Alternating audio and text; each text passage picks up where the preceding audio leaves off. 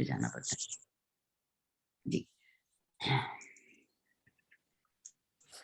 प्रज्ञा पुराण चतुर्थ खंड देव संस्कृति खंड, और उसके हम अध्याय नंबर 2 पर हैं, और उसमें जो है श्लोक नंबर है, हम यहीं से ले लेते हैं, श्लोक नंबर 41, और पेज नंबर जो है वो है 15 नंबर पेज है चतुर्थ अध्याय का। सबके पास पुस्तक होनी बहुत जरूरी है, हम पुस्तक जरूर खरीद लें या पीडीएफ लेके उसको वहीं से पढ़ें, ठीक है।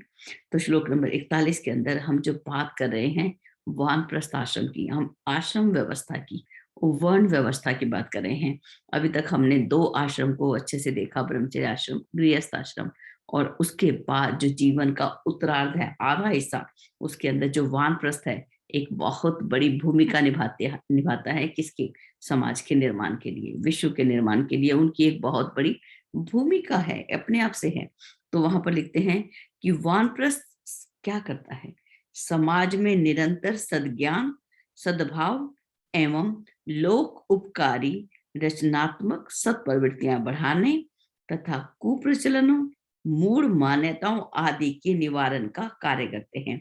अब इनके पास कितना बड़ा काम है वानप्रस्थियों के पास, कि सबसे पहले ये सद्ज्ञान की साधना करेंगे, सद्ज्ञान स्वयं अर्जित करेंगे और दूसरों तक पहुंचाएंगे, सद्भावना, अच्छे भावना सबके तक, और लोक उपकारी जिससे भी सबका उपकार होता है, ऐसी रचनात्मक सत्प्रवृत्तियां बढ़ाने का वो काम करेंगे। और क्या हटाएंगे, कुप्रचलन, जो भी बुरे प्रचलन हैं उनको हटाएंगे, मूढ़ मान्यताओं को, उनके निवारण का काम करेंगे। और ये एक शाश्वत परंपरा है और एक युग का धर्म भी है। आज हम युग के धर्म की बात कर रहे हैं, युगों युगों में इसी पर बात होती रही, जहां भी चाहे सतयुग हो चाहे कलयुग हो, ये युग का धर्म हमें पढ़ाया जा रहा है, युग का दर्शन हमें पढ़ाया जा रहा है।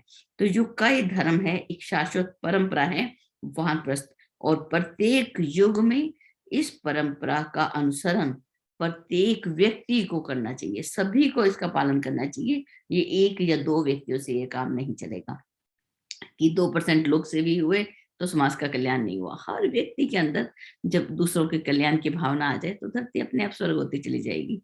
श्लोक नंबर 44 में चलते हैं, लिखते हैं, चारों आश्रमों में से वानप्रस्थ सबसे महत्वपूर्ण है, उसी से लोक मंगल की साधना बन पड़ती है। लोक सेवियों की सुयोग्य और समर्थ सेना इसी आश्रम के भांडागार से निकलती है। जो वानप्रस्थ को जो धारण कर लेते हैं तो उन्हीं के माध्यम से जो है एक समर्थ सेना इसी आश्रम से, वानप्रस्थ में से यह निकलती है। और ये हम सभी जानते हैं, सर्व विदित है, सब जानते हैं कि अनुभवी, उदारचेता और लोक मंगल की भावनाओं से ओतप्रोत व्यक्ति ही, जो ऐसा व्यक्ति है जो अनुभवी है, उदार चेता है, उसका चित्त कैसा है, उदार भक्ति भावना से भरा हुआ है। उदार भक्ति भावना हमने पीछे पढ़ा था, वो किसको बोला गया था, जब ज्ञान जो है कर्म के अंदर जुड़ जाता है, ज्ञान और कर्म दोनों ही इकट्ठे हो जाते हैं, तो वहां पर एक नई भावना, एक नई वस्तु, एक नई चीज पैदा होती है। वो क्या होती है, भक्ति, ज्ञान और कर्म।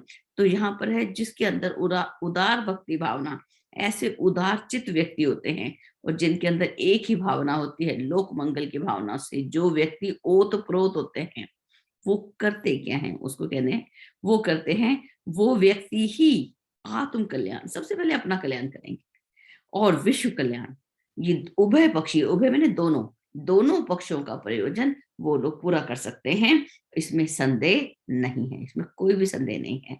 आगे लिखते हैं, जिन पर धन न खर्च करना पड़े। अब हम लोक सेवा के मार्ग पे चलें, और लेकिन हमें तो भाई समाज से धन लेना पड़ रहा है, समाज के ऊपर हम डिपेंडेंट हैं, तो वो बोलते हैं जिन पर धन खर्च न करना पड़े, और जो योग्यता और भावना से मूर्धन्य हो, जिनके अंदर योग्यता भी हो और भावना भी, लोक मंगल की भावना हो, कामना हो, ऐसे व्यक्ति, ऐसे लोक सेवी ही किसी देश या समाज को समर्थ और संपन्न बना सकते हैं। उनकी कमी पड़ने से, यदि ऐसे व्यक्तियों की कमी है, उनकी कमी पड़ने से सर्वत्र पिछड़ापन बढ़ता है।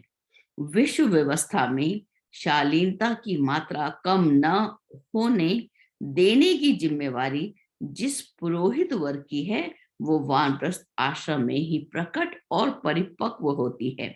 अब हमारे एक ड्यूटी दे दी यहाँ पर, जो वानप्रस्थ के आश्रम के जो लोग हैं, जो व्यक्ति हैं, कैसे कि विश्व व्यवस्था के अंदर शालीनता की कमी ना पड़ जाए, इस बात का हमें ध्यान रखना है कि हर व्यक्ति शालीन हो।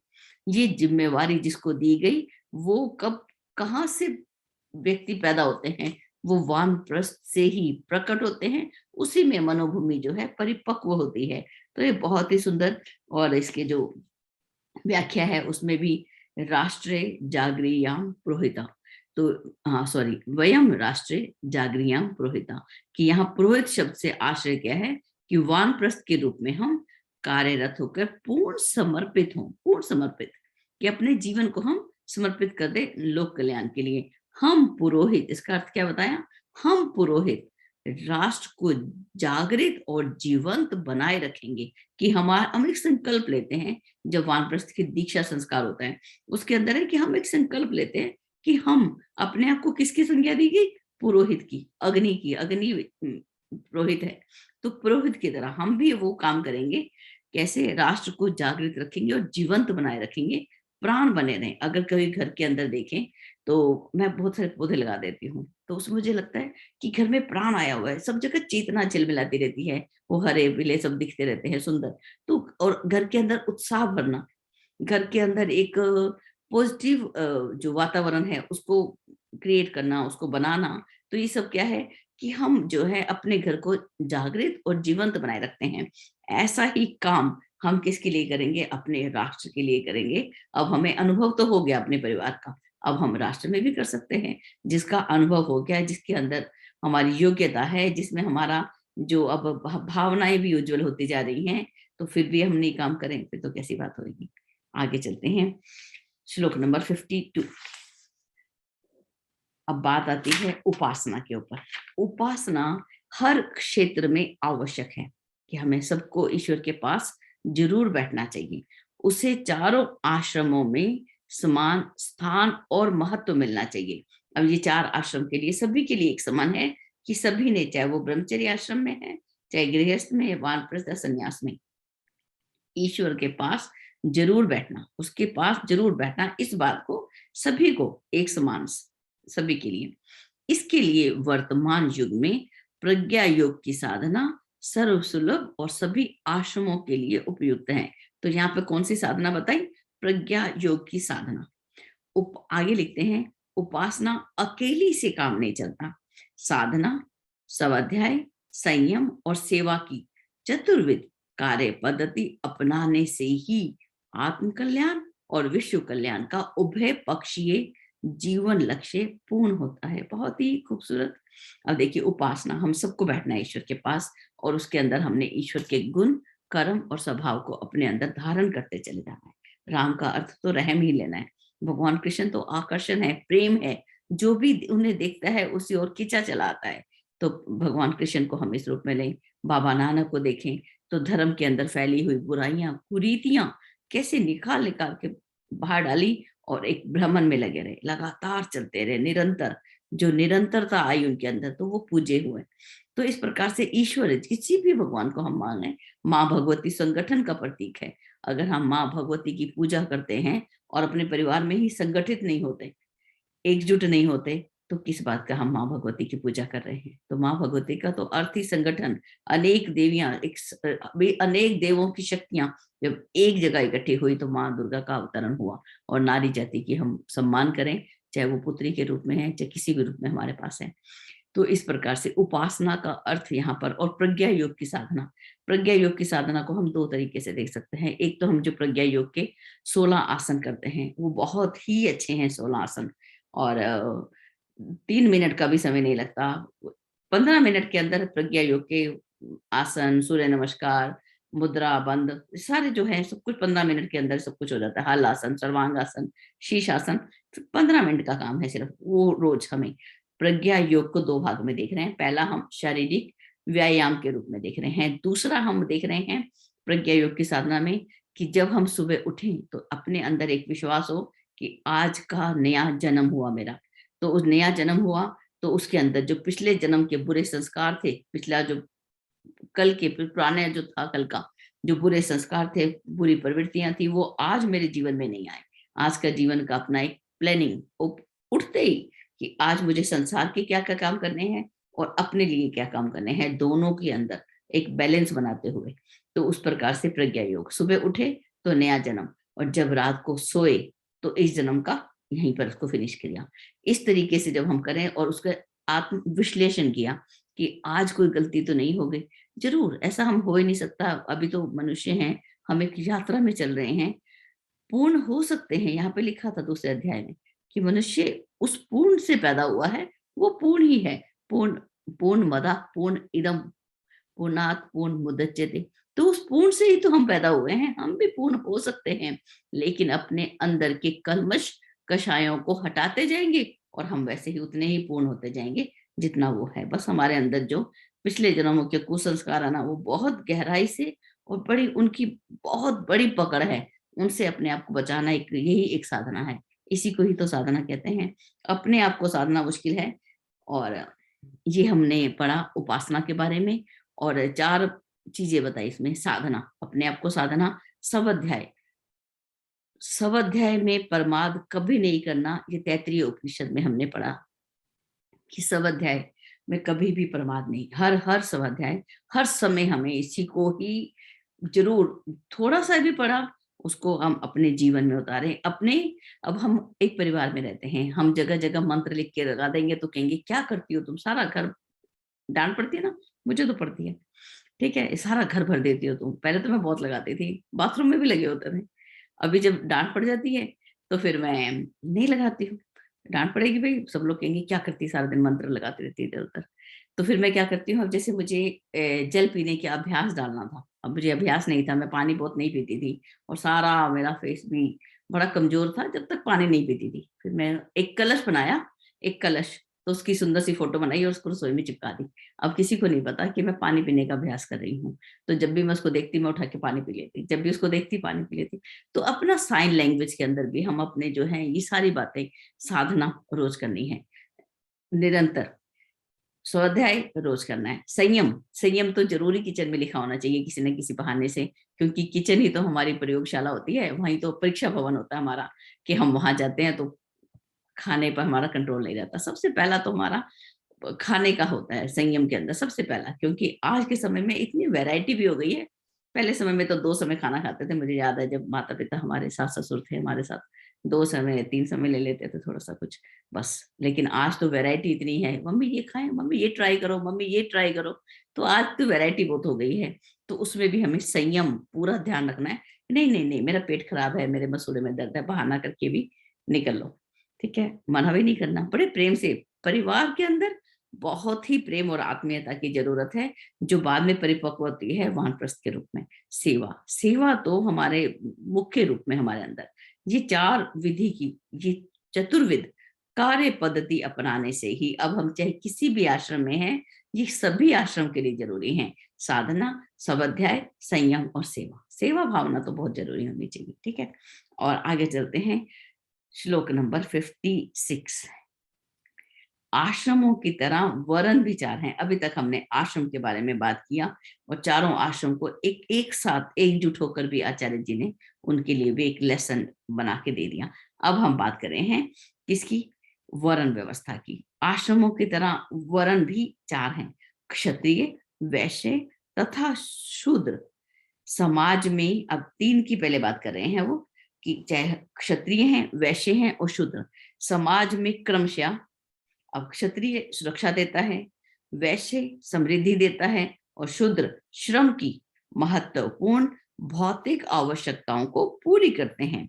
ब्राह्मण का उत्तरदायित्व, अब चौथा वर्ण जो है ब्राह्मण का, उसका उत्तरदायित्व किससे प्रधान है, अध्यात्म प्रधान है, आत्म संबंधी, आत्मा के संबंधी, अध्यात्म से संबंधित।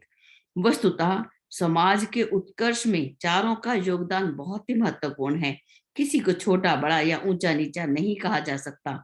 समाज रूपी शरीर के सभी अंग, सभी वर्ण स्वस्थ होने चाहिए। यहाँ पे ये बात हुई कि जो समाज रूपी शरीर है, इसके सभी अंग और सभी वर्ण स्वस्थ होने चाहिए। अब हमारा अपना शरीर है, एक छोटे सा भी चाकू लग गया किचन में काम करते करते, तो पूरा ध्यान हमारा किस पे होता है, उसी उंगली की ओर, थोड़ी सी कटी की ओर होता है, या जल जाता है तो बार बार हमारा ध्यान उसी पर होता है। तो इसीलिए हमारा पूरा शरीर हमारा स्वस्थ होना चाहिए, तब हम कहते हैं कि हम स्वस्थ हैं। तो है समाज रूपी जो ये शरीर है, इसके सारे अंग, इसके अंग कौन से बताए? क्षत्रिय, वैश्य, शूद्र और ब्राह्मण, ये सभी स्वस्थ होने चाहिए और मजबूत होने चाहिए एकदम। देव संस्कृति की मान्यता क्या है? अब देव संस्कृति हमें क्या कहते हैं?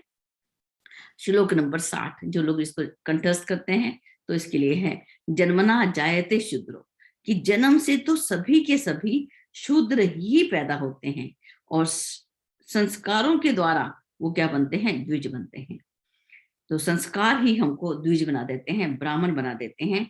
सामान्य रूप से सभी वर्ण अपने निर्धारित कर्तव्य संभालते हैं। हम अगर देखें तो सभी वर्ण के लोग अपने अपनी जिम्मेवारी को पूरा करेंगे, किंतु समाज तथा परिस्थितियों के विवेकपूर्ण संतुलन के लिए कोई भी व्यक्ति वर्ण विशेष की क्षमताएं अपने अंदर विकसित करके उनके उत्तरदायित्व को संभाल सकता है। अब यह है कि समाज के अंदर जो है हम लोग ये बात करते हैं कि कोई भी व्यक्ति अपने अंदर क्षमता विकसित करके, मान लो कि कोई व्यक्ति अब कुल कौन से वर्ण में पैदा हुआ, क्षत्रिय वर्ण में है, पूरा परिवार के लोग सेना में है, सुरक्षा में ही लगे हुए हैं, लेकिन उस परिवार का कोई बच्चा यदि उसको चलता है कि मुझे तो बिजनेस में आना चाहिए, व्यापार करना चाहिए, तो वो वैश्य बन सकता है। मुझे श्रम के द्वारा सहयोग देना चाहिए, तो वो शूद्र के वर्ण में आ सकता है। ये शूद्र तो हम लोगों ने इसको बुरा बना दिया, जिस प्रकार से ब्राह्मण था उसी प्रकार से शूद्र। 4 वर्ण बनाए थे उन्होंने, 4 नामकरण किया था, उसका नामकरण इस प्रकार से किया था। कोई भी व्यक्ति अपनी क्षमताएं, अपनी योग्यताओं को बढ़ाकर वो उसको अपना सकता था। कोई भी व्यक्ति ब्राह्मण बनकर ज्ञान का संवर्धन कर सकता था। अब आगे लिखते हैं, चारों में से किसी एक वर्ग का पतन होने से समाज का संतुलन बिगड़ने लग जाता है। कि अब समाज के अंदर क्या होता है कि किसी एक का पतन हो जाए समाज में से, तो उस वाले वर्ग जो है उसको वो डगमगाने लगेगा, उसका संतुलन बिगड़ने लगेगा। चारों में से किसी एक वर्ग का पतन होने से समाज का संतुलन बिगड़ने लगता है। ब्राह्मण वर्ग को इस दिशा में सबसे अधिक सतर्क रहना होता है। उसका पतन होने से अन्य वर्गों का भी पतन हो जाता है। तो सबसे ज्यादा सावधान किसको किया? ब्राह्मण वर्ग को, कि तुम सावधान हो जाओ कि इस वर्ग ने क्या करना है, ये समाज के बाकी सभी वर्गों को भी ये संतुलित करने में अपनी भूमिका निभाता है। बाकी सभी के, कि कोई भी अगर डगमगाया, मान लो किसी ने सफाई व्यवस्था में काम नहीं किया, अपने बाकी कर्म को पूरा नहीं किया, सुरक्षा में पूरा नहीं किया, तो दूसरे लोग आगे आ जाएंगे। सुरक्षा तो सभी को चाहिए, कोई ना कोई अपने आप आके सुरक्षा करेगा। लेकिन जो ज्ञान की साधना है, यदि ब्राह्मण अपनी जिम्मेवारी को नहीं निभाएगा, तो वहां पर क्या है, अन्य वर्ग सभी लोग और भी लोग भी जो है इसमें डामाडोल हो जाएंगे। तो इस प्रकार से जो है हम यहीं तक आज के स्वाध्याय को रखते हैं। श्लोक नंबर, इसको नोट कर लें, श्लोक नंबर 65 पे हम कल प्रारंभ करेंगे। तो इसी के संदर्भ में हमारे पास जो भी प्रश्न है हम उस पर बातचीत करें और इसको आत्मसात करें। तो मैं अपनी वाणी को यहीं पे विराम देती हूँ। जय गुरुदेव।